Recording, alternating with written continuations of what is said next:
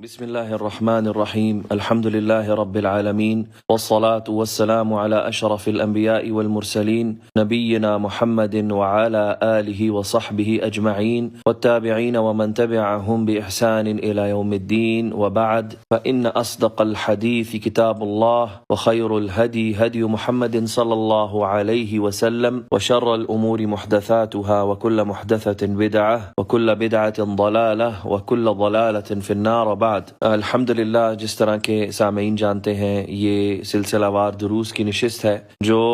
ماہ رمضان المبارک کی تیاری میں منعقد کیے گئے ہیں اور جن کا تعلق روزوں سے متعلقہ احکام کا بیان ہے، جس میں ہم فضیلت الشیخ العلامہ عبداللہ بن عبد الرحمن البسام رحمہ اللہ سابقہ رکن کبار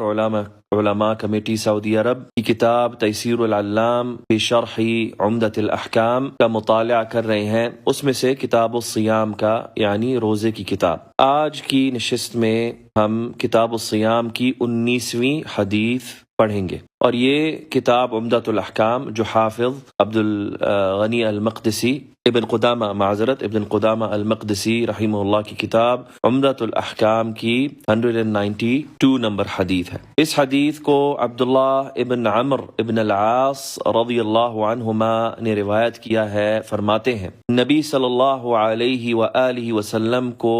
بتایا گیا کہ میں نے کہا ہے، اللہ کی قسم میں ہر دن روزہ رکھوں گا اور میں ہر رات کو نماز پڑھوں گا جب تک میں زندہ ہوں۔ اللہ کی قسم میں روز دن میں روزہ رکھوں گا اور روز رات کو جاگ کر قیام کروں گا جب تک میں زندہ ہوں۔ تو رسول اللہ صلی اللہ علیہ وآلہ وسلم نے فرمایا انت الذی قلت ذلک، کیا تم نے یہ کہا ہے؟ تو میں نے جواب دیا بے شک میں نے یہ کہا ہے، آپ پر میرے والد اور والدہ قربان ہوں۔ آپ نے فرمایا فَإِنَّكَ لَا تَسْتَطِيعُ ذَلِكَ فَصُمْ وَأَفْطِرْ، بے شک تم اس کی یہ کرنے کی استطاعت نہیں رکھتے تو روزہ رکھو اور افطاری بھی کرو۔ وَنِمْ وَقُمْ، اور جاگو اور سو بھی۔ وَصُمْ مِنَ الشَّهْرِ 3 أَيَّامٍ، اور مہینے میں سے 3 دن روزے رکھا کرو۔ فَإِنَّ الْحَسَنَةَ بِعَشْرِ أَمْثَالِهَا، کیونکہ ہر نیکی جو ہے اس کے بدلے 10 نیکیاں ملتی ہیں۔ وَذَلِكَ مِثْلُ صِيَامِ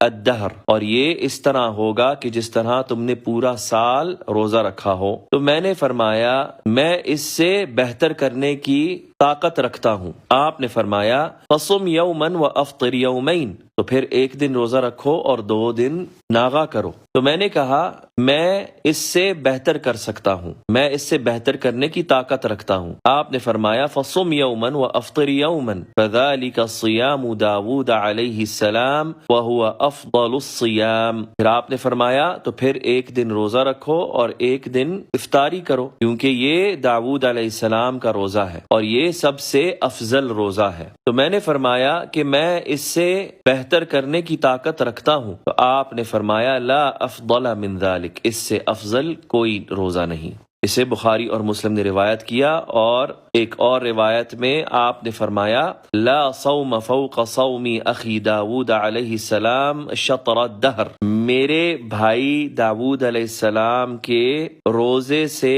اوپر کوئی روزہ نہیں جو کہ آدھے سال کا روزہ ہے، یعنی کہ 1 دن روزہ رکھنا 1 دن روزہ نہ رکھنا، یہ اس پورے سال یہ عمل کرنا تو انسان آدھا سال روزہ رکھتا ہے۔ فصم یومن و افطر یومن، تو 1 دن روزہ رکھو اور 1 دن روزہ توڑو، یہ بخاری کی روایت ہے۔ اس حدیث کے معنی کے بیان میں شیخ رحمہ اللہ فرماتے ہیں اس حدیث کا جو مجمل معنی ہے وہ یہ ہے کہ نبی صلی اللہ علیہ وآلہ وسلم نے عبداللہ ابن عمر ابن العاص رضی اللہ عنہ کو بتلایا ان کی اس قسم اٹھانے پر کہ وہ روزہ رکھیں گے اور وہ روزہ نہیں توڑیں گے کبھی بھی، اور وہ ساری رات جاگ کر عبادت کریں گے اور سوئیں گے نہیں تا حیات۔ تو آپ نے ان سے پوچھا کہ کیا تم نے یہ کہا ہے؟ تو انہوں نے جواب دیا جی ہاں۔ تو آپ نے فرمایا کہ یہ تم پر مشقت بنے گی اور تم اسے نہیں سہ پاؤ گے۔ تو پھر آپ صلی اللہ علیہ وآلہ وسلم نے انہیں ایک بہتر طریقے کی طرف رہنمائی فرمائی، اور وہ کیا تھا کہ 1 دن روزہ رکھیں، بعض دن روزے رکھیں اور بعض دن روزے نہ رکھیں، اور بعض راتوں کو جاگ کر عبادت کریں اور رات کا بعض حصہ سوئیں، اور اور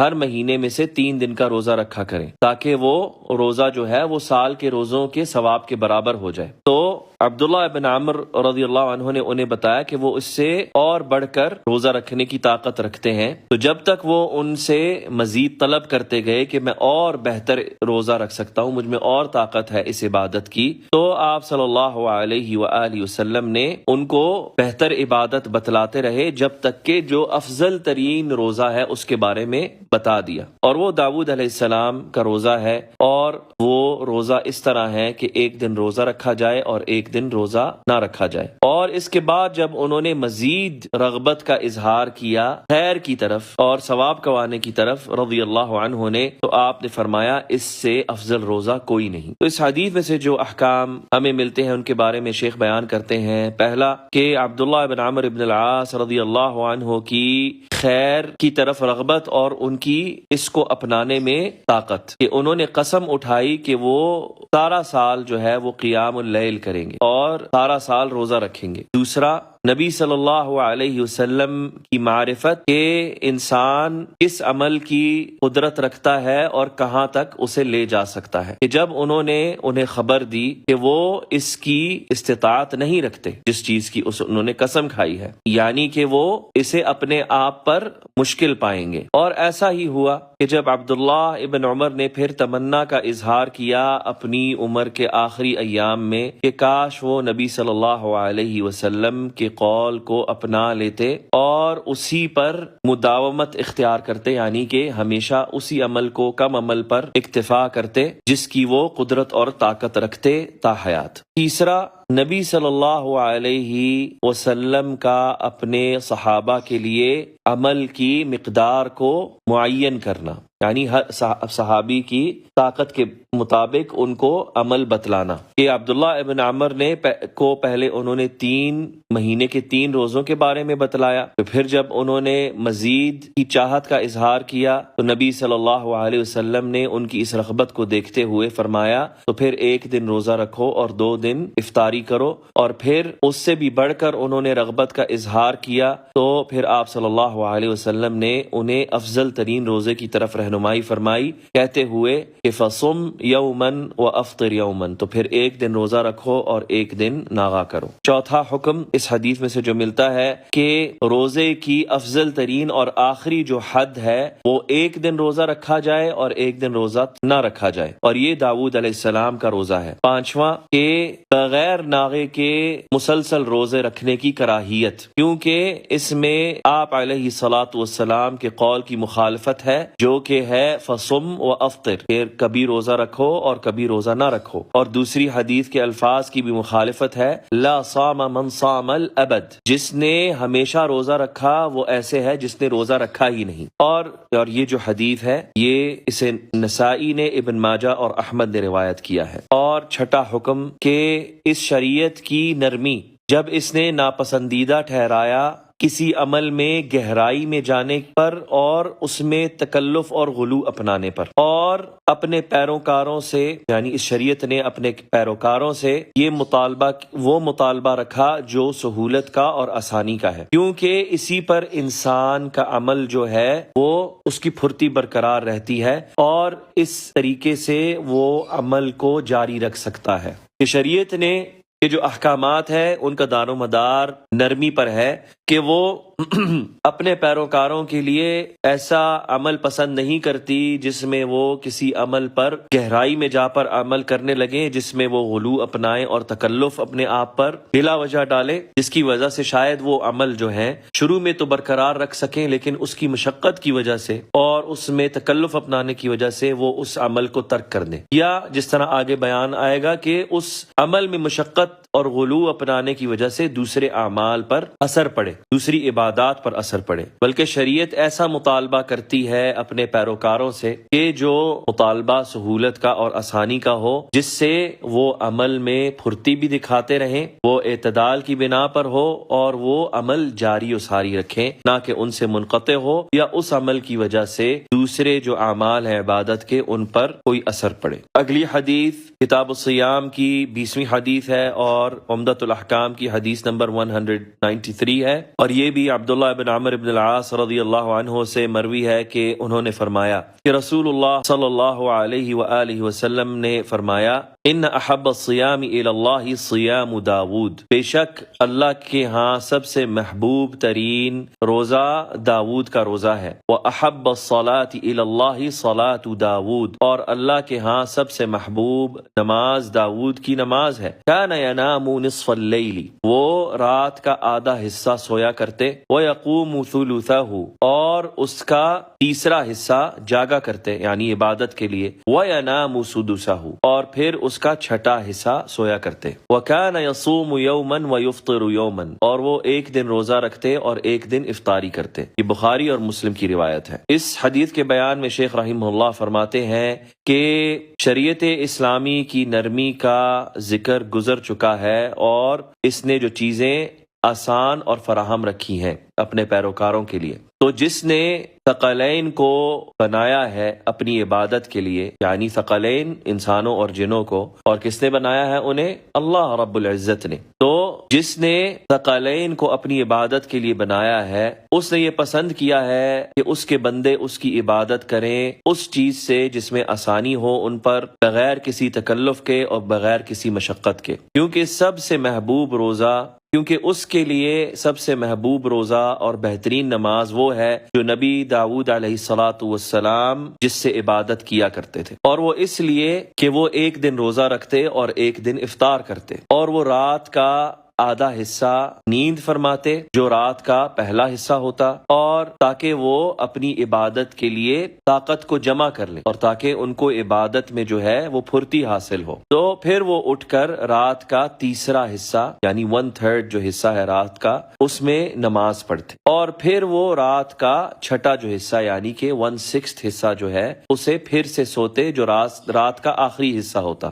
تاکہ وہ دن کے پہلے حصے کی عبادت میں اپنے لیے پھرتی پائیں، عبادت کرنے کے لیے اپنے آپ میں جو ہے وہ چستی پائیں، اور یہ جو کیفیت ہے اسی پر حکمت والے شریعت ساز نے رغبت دی۔ اس حدیث میں سے جو احکامات ہمیں ملتے ہیں ان میں سے سب سے پہلا یہ ہے کہ ایک دن روزہ رکھنا اور ایک دن افطاری کرنا یہ افضل ترین روزہ ہے، کیونکہ یہ اس طرح ہے کہ جس طرح روزے دار نے پورے سال روزہ رکھا۔ دوسرا کہ رات کے پہلے نصف کو سونا اور رات کے تیسرے حصے کو نماز کا قیام کرنا، اور پھر رات کے چھٹے اور آخری حصے کو سونا افضل ترین قیام ہے، کیونکہ اس میں جان کی جو ضرورت ہے اور اس کی جو راحت ہے وہ اسے فراہم ہوتی ہے۔ پھر اس کے بعد قیام کیا جاتا ہے اس وقت میں جب نزول الہی ہوتا ہے، جو کہ صحیح احادیث سے ثابت ہے کہ اللہ سبحانہ و تعالی آسمان دنیا پر نزول فرماتا ہے جس طرح کی اس کی شان شیان لائق ہے، بلا اس کی کیفیت بیان کیے، اور پھر رات کے چھٹے حصے کو جو کہ رات کا آخری حصہ ہو فجر سے پہلے، اس کو سونا، یہ صبح کی نماز اور اس کے اذکار کے لیے بدن کو اور روح کو چستی عطا فرماتا ہے۔ تیسرا، عبادت جو ہے وہ اعتدال پسندی کا نام ہے، تو بندے کو اپنی عبادت سے نہ تو غفلت برتنی چاہیے اور نہ ہی اس میں غلو اپنانا چاہیے، کیونکہ اس پر اس کے رب کا حق ہے، اس کے اہل خانہ کا اس پر حق ہے، تو وہ ہر حقدار کو اس کا حق ادا کرے۔ شیخ الاسلام ابن تیمیہ رحمہ اللہ فرماتے ہیں کہ شریعت جو ہے وہ ہر چیز میں اعتدال پسندی کے ساتھ آئی ہے، اور ہر عبادت میں سرکشی سے، اور شریعت جو ہے ہر عبادت میں سرکشی سے ہر عبادت میں سرکشی سے روکتی ہے، جس کی شریعت میں ممانعت ہے، بلکہ حکم دیتی ہے یہ شریعت اقتصاد پسندی کا ہر قسم کی عبادت میں۔ تو اسی لیے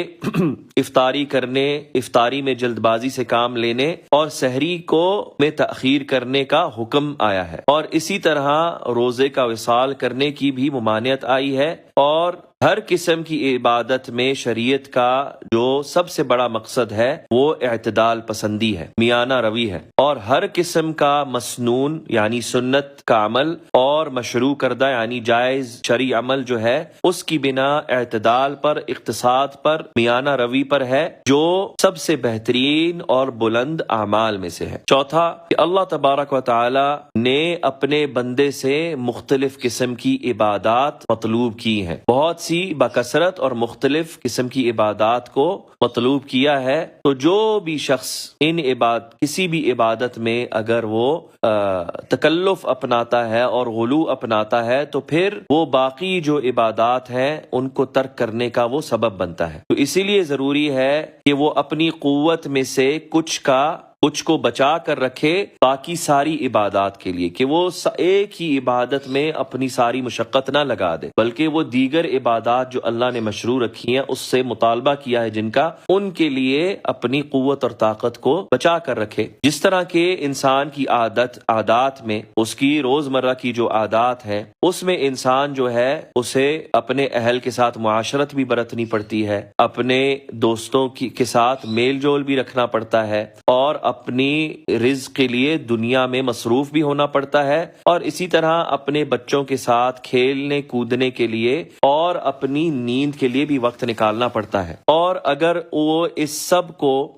وہ ان سب اعمال کے لیے نیت کرتا ہے اجر حاصل کرنے کی اور حقوق کی ادائیگی کی، تو اس کی یہ عادات جو ہے عبادت میں تبدیل ہو جائیں گی، کیونکہ اللہ کا جو فضل و کرم ہے وہ بہت ہی وسیع ہے، اور وہ بڑھ چڑھ کر اپنے بندوں کو ان کے اعمال کے بدلے اجر دینے والا ہے۔ اگلی حدیث جو کہ اس کتاب الصیام کی 21 نمبر حدیث ہے اور اس کتاب کی 194 نمبر، اسے روایت کیا ہے ابو ہریرہ رضی اللہ عنہ نے فرماتے ہوئے کہ مجھے میرے خلیل نے وصیت کی، مجھے میرے خلیل صلی اللہ علیہ وآلہ وسلم نے 3 چیزوں کی وصیت فرمائی کہ میں ہر مہینے کے 3 دن کا روزہ رکھوں، اور ضحیٰ کی 2 رکعتیں ادا کیا کروں، اور میں سونے سے پہلے وتر ادا کیا کروں۔ بخاری اور مسلم کی روایت ہے۔ اس حدیث کے بیان میں شیخ رحمہ اللہ فرماتے ہیں کہ یہ حدیث شریف جو ہے اس میں نبی کریم صلی اللہ علیہ وسلم کی 3 حدیثوں کا ذکر ہے۔ پہلی وصیت کہ آپ صلی اللہ علیہ وسلم نے ہر مہینے میں یعنی قمری مہینے میں 3 دنوں کا روزہ رکھنے کی ترغیب دی، کیونکہ ہر نیکی کا بدلہ، ہر اچھائی کا بدلہ جو ہے وہ 10 نیکیوں کے برابر ہے۔ تو پھر یہ 3 روزے جو ہیں وہ یوں ہو جائیں گے کہ جس طرح اس نے پورا سال روزہ رکھا ہے۔ یعنی کیسے کہ اگر وہ ایک مہینے کے 3 روزے رکھتا ہے تو ایک روزہ کی 10 نیکیاں ہیں، جس طرح کہ اس نے 10 روزوں کی نیکیاں کمائی، تو اگر وہ 10 نیکی ہے ایک روزے کے لیے تو وہ 30 نیکیاں ہو گئی یعنی ایک مہینے کی۔ تو اگر وہ پورے سال ہر مہینے میں 3 روزے رکھتا ہے تو وہ اس طرح ہوا کہ اس نے پورے سال کا روزہ رکھا، تو اسے پورے سال کے روزے رکھنے کی نیکیاں ملیں گی۔ اور افضل یہ ہے کہ وہ 3 روزے جو ہیں وہ 13ویں، 14ویں اور 15ویں کے روزے ہوں یعنی قمری مہینے کی، جس طرح کے بعد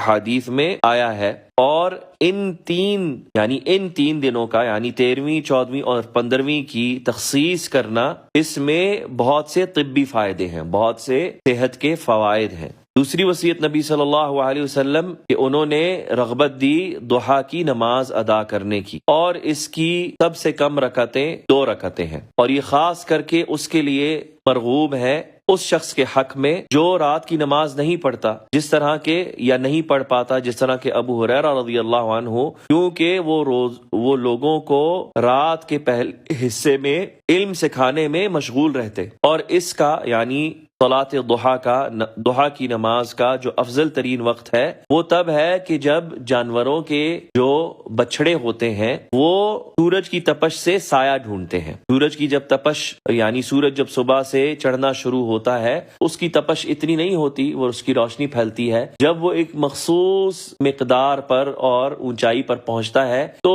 پھر وہ اس سے زمین جو ہے وہ تپنے لگتی ہے، اور جانوروں کے جو بچھڑے ہوتے ہیں کیونکہ وہ نازک ہوتے ہیں تو پھر وہ سایہ ڈھونڈتے ہیں، اور وہ جو وقت ہے وہ تقریباً 11 بجے کے ارد گرد کا وقت ہے، اس سے کچھ پہلے، اس سے بعد کا، جب تپش جو ہے وہ سورج کی زیادہ ہونے لگتی ہے، جس طرح کے بعد احادیث میں آیا ہے۔ شیخ فرماتے ہیں تیسری وصیت کا جو اس حدیث میں ذکر ہے، جس پر نبی صلی اللہ علیہ وسلم نے ابھارا، وہ یہ تھا کہ وہ شخص جو رات کے آخری پہر میں جا کر عبادت نہ کرے تو پھر وہ سونے سے پہلے وتر ادا کرے، تاکہ اس سے وتر کا وقت جو ہے وہ رہ نہ جائے۔ تو یہ جو وصیت ہے یہ ابو ہریرہ رضی اللہ عنہ اور ان جیسے جو لوگ ہیں ان کے حق میں تھی، ان کے لیے تھی، وہ لوگ جو وتر پڑے بغیر رات کے آخری پہر میں سو جاتے ہیں۔ اس حدیث سے جو احکامات ہمیں ملتے ہیں ان میں سب سے پہلا یہ ہے کہ ہر مہینے میں 3 روزوں کو مخصوص کر کے روزہ رکھنا، اس کا استحباب، اور سب سے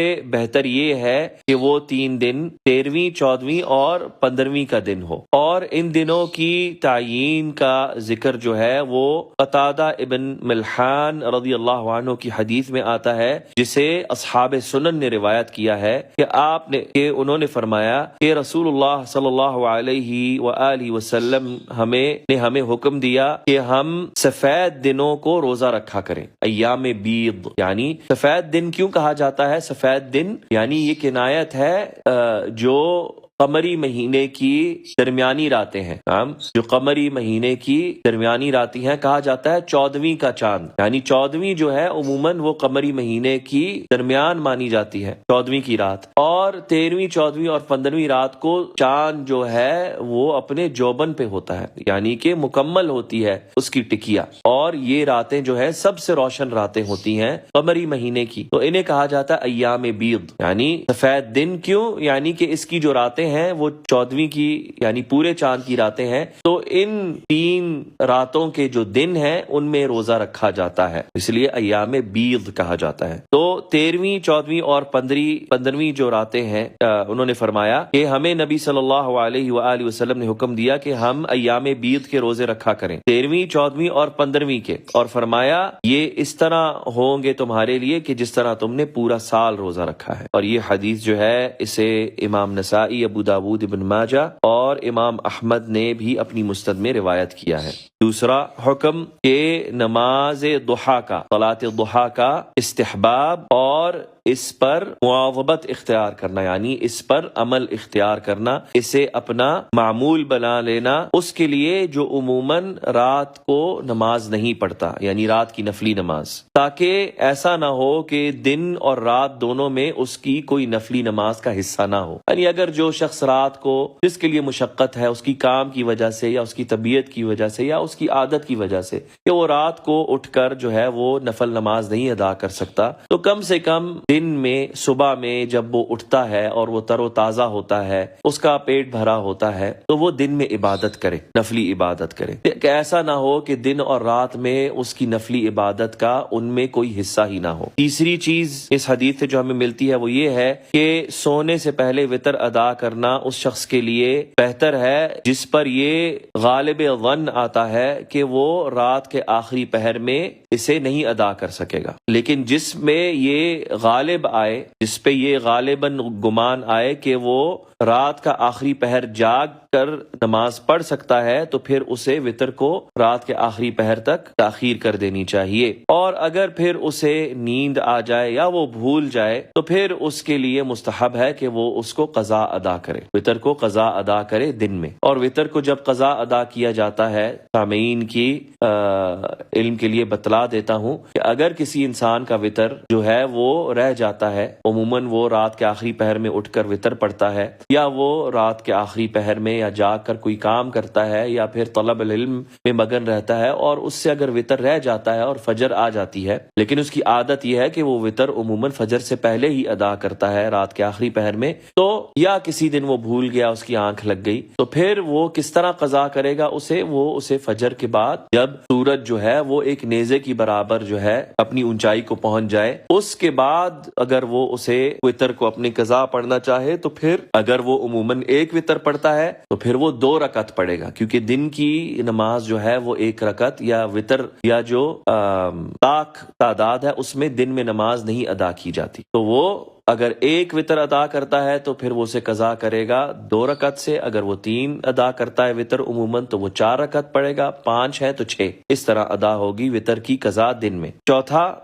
حکم اس حدیث میں جو ہمیں ملتا ہے وہ یہ ہے کہ یہ تینوں جو احکام ہیں جن کا یہاں پر ذکر ہوا ہے، نبی صلی اللہ علیہ وسلم کی بہت ہی نایاب وصیتوں میں سے ہیں، جنہیں ضروری ہے کہ ہر انسان اپنائے اور اس کا حریص بنے، کیونکہ ان میں بہت ہی عظیم نفع ہے اس کے لیے اور ان کی بہت ہی اونچی قدر ہے۔ نعم، اگلی جو حدیث ہے وہ اس کتاب کی 22ویں حدیث ہے، اور یعنی کتاب الصیام کی 22ویں حدیث ہے، اور عمدۃ الاحکام کی 195 نمبر حدیث ہے، جسے روایت کیا محمد ابن عباد بن جعفر قال، کہ انہوں نے فرمایا کہ میں نے جابر بن عبداللہ رضی اللہ عنہ سے پوچھا، کیا نبی صلی اللہ علیہ وآلہ وسلم نے جمعے کے روز روزہ رکھنے سے منع فرمایا ہے؟ تو انہوں نے فرمایا جی، اور مسلم کی روایت میں مزید آیا ہے وَرَبِّ الْكَعْبَةِ، کہ انہوں نے قسم اٹھائی کعبہ کے رب کی کہ ہاں آپ صلی اللہ علیہ وسلم نے جمعے کے دن روزہ رکھنے سے منع فرمایا ہے، اور یہ بخاری اور مسلم کی روایت ہے۔ اور اگلی جو حدیث ہے وہ 23ویں حدیث ہے اور کتاب کی 196 نمبر حدیث ہے، جسے ابو ہریرہ رضی اللہ عنہ روایت کرتے ہیں، فرمایا کہ میں نے رسول اللہ صلی اللہ علیہ وآلہ وسلم کو کہتے ہوئے سنا، لا یصومن احدکم یوم الجمعہ، تم میں سے کوئی بھی جمعے کے دن روزہ نہ رکھے، الا ان یصوم یوما قبلہ او یوما بعدہ، سوائے اس کے جو اس سے ایک دن پہلے روزہ رکھے یا ایک دن بعد روزہ رکھے۔ بخاری اور مسلم کی روایت ہے۔ ان دونوں احادیث کے بیان میں شیخ رحمہ اللہ فرماتے ہیں کہ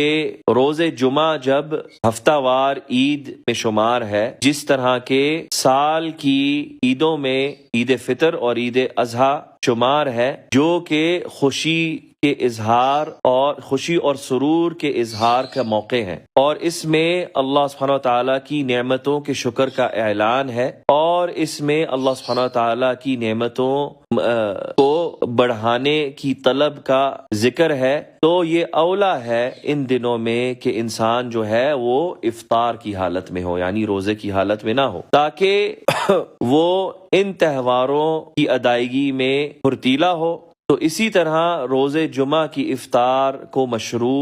روز جمعہ کے دن روزہ نہ رکھنے کو مشروع رکھا گیا ہے، لیکن یہ تب جائز ہوتا ہے اور اس کے روزہ رکھنے کی کراہیت تب دور ہوتی ہے کہ جب اس کے ساتھ ایک دن پہلے یا ایک دن بعد روزہ رکھا جائے، یا پھر وہ اس دن روزہ رکھ رہا ہو، یعنی جمعے کے دن روزہ رکھ رہا ہو جو عادتاً وہ روزہ رکھتا ہے، یعنی ایک دن روزہ رکھے اور ایک دن نہ روزہ رکھے، تو بالآخر ایک جمعہ ایسا آئے گا ہی جس جمعے کو اسے روزہ رکھنا پڑے گا، تاکہ جو عامت الناس ہیں وہ یہ گمان نہ کریں کہ یہ روزے کے دن کو بھی مخصوص کرتا ہے روزہ رکھنے کے لیے بنسبت دوسرے دنوں کو مخصوص کیے، اور آپ یعنی نبی صلی اللہ علیہ وسلم نے اس کی وضاحت کی تاکہ لوگ یہ نہ سمجھنے لگیں کہ یہ واجب ہے۔ اور اس حدیث سے جو احکامات ہمیں ملتے ہیں وہ یہ ہے کہ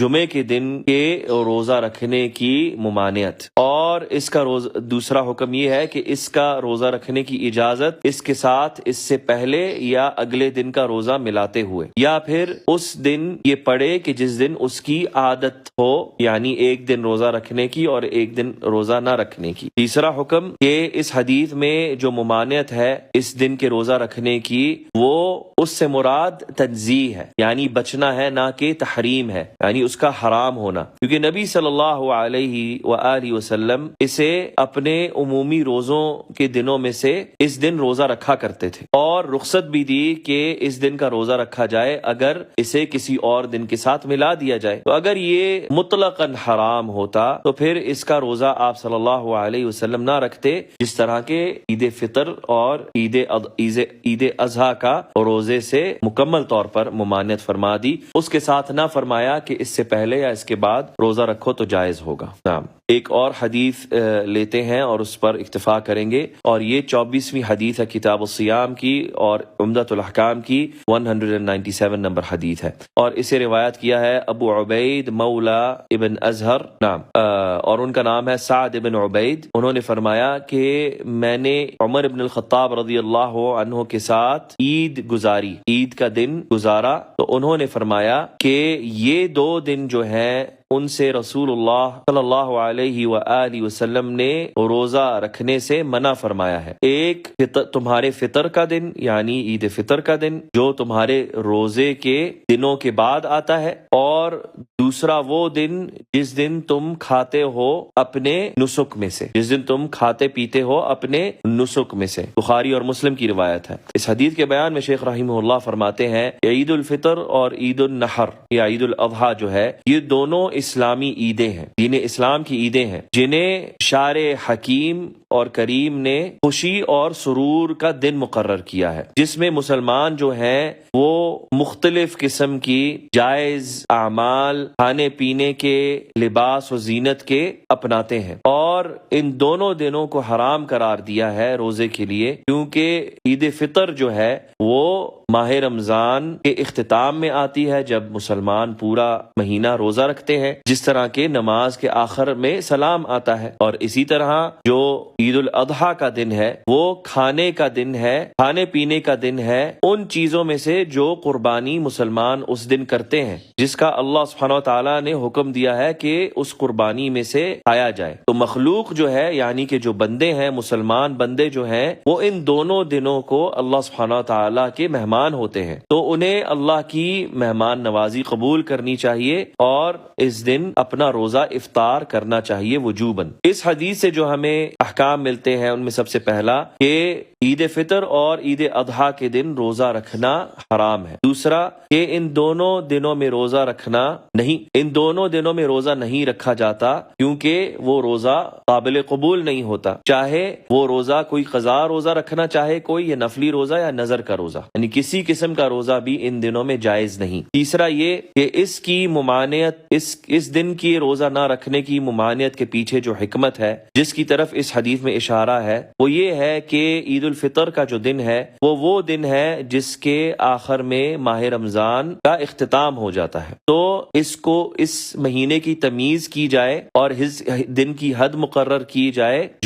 جس میں واجب روزہ رکھا جاتا ہے عید فطر کی حد کے ساتھ۔ جس طرح کے ممانعت ہے کہ رمضان سے 1 یا 2 دن پہلے بھی روزہ رکھا جائے تاکہ تمیز ہو سکے اس مہینے کے آغاز کی، اور کیونکہ اس میں واجب روزے رکھے جاتے ہیں ان روزوں سے جو نفلی روزے ہوتے ہیں شعبان کے۔ اور جہاں تک عید الاضحیٰ کا تعلق ہے اس میں روزہ رکھنے کی ممانعت اس لیے ہے اور اس کے پیچھے یہ حکمت ہے کیونکہ یہ وہ دن ہے جو نسک کا دن ہے یعنی قربانی کا دن ہے، جس میں حکم دیا گیا ہے کہ اپنی قربانی میں سے کھاؤ پیو، تو پھر اس حکم کا بڑھ چڑھ کر اس حکم کو اپنانا چاہیے اور اس کو بجا لانا چاہیے، اس قربانی میں سے کھا کر جو اللہ سبحانہ و تعالیٰ نے طیبات میں سے ہمیں رزق عطا فرمائی ہے۔ تو یہ ادب میں سے نہ ہوگا اور نہ ہی یہ لائق ہوگا کہ کرم نواز جو میزبان ہے اس کی مہمان نوازی سے منہ پھیرا جائے۔ چوتھا اور آخری حکم کہ خطیب کے لیے یہ مستحب ہے کہ وہ خطبے کے دوران ان چیزوں کا ذکر کرے